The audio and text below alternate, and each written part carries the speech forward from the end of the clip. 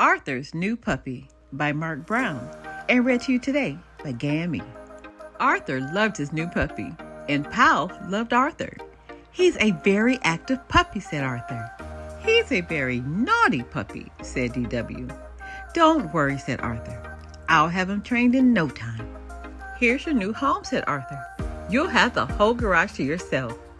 But Pal did not like the garage. As soon as Arthur put him down, Pal ran and hid. "He feels lonesome," said Arthur. "Can't he stay in the house? Please, please, please."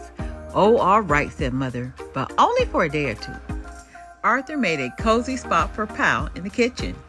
"I thought you might need a few newspapers," said DW. Arthur held Pal carefully, the way his puppy book showed. "Look, he's so excited," said Arthur.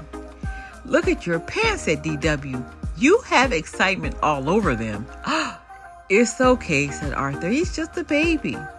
"Well, I think baby dogs should wear diapers," said DW. Later, Pal ate his dinner in a flash. Oh, said DW. "He has that look in his eyes again." "Quick," said Arthur, "his leash." But when Pal saw his leash, he ran and he hid. "I don't think he likes his leash," said DW. "Help me find him," said Arthur. "I guess he didn't have to go after all," said DW. "I was wrong." "No, you were right," said Arthur. "He just went." Later that night, when everyone was asleep, Pal yelped and howled until he woke up the entire family. "Go to sleep," said Arthur. Pal wanted to play. "Don't forget to close his gate," called Mother. "Good night," said Father. "Good luck," said DW. The next morning, Arthur was still in the kitchen. "Wake up, sleepyhead," said DW, "and be careful where you step."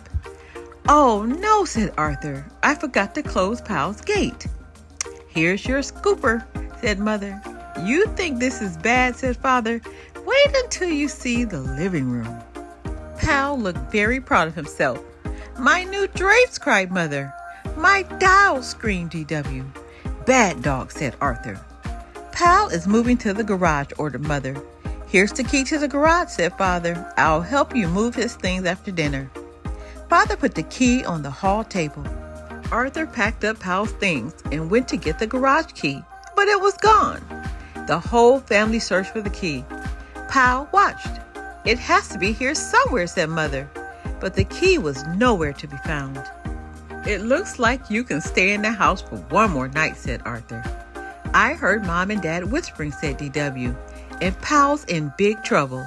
They said he better be trained soon or else." "Shh," said Arthur. "You'll hurt his feelings." That night, Arthur remembered to close Pal's gate. At school, Arthur told Francine and Buster about training.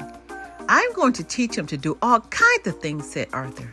"I used to have a puppy too," said Buster, "but he was too much trouble. My parents sent him away to a farm." "My cousin had a problem puppy," said Francine. "No one could train him. One day he just disappeared while I was at school." After school, Arthur hurried home. "Oh no," said Arthur. "What happened?" "I thought I'd take him for a walk," said DW, "but when he saw the leash, he went wild. You better get this cleaned up before Mom sees it." "Where is Mom?" said Arthur. "In the backyard," said DW, "looking for the garage key." "Have you seen my dog training book?" asked Arthur. "What's left of it is over there," said DW. That night, Arthur gave Pal an extra training lesson.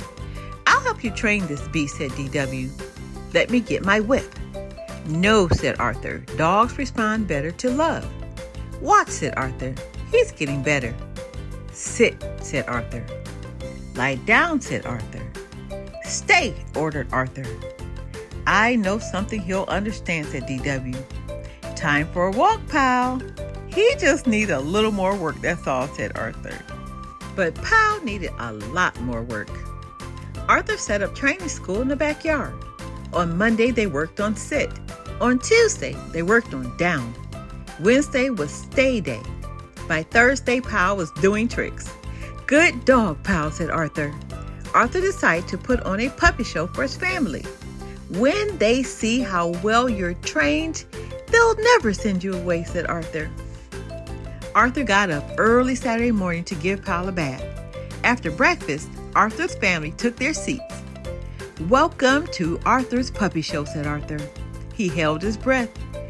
What you are about to see will amaze and astound you.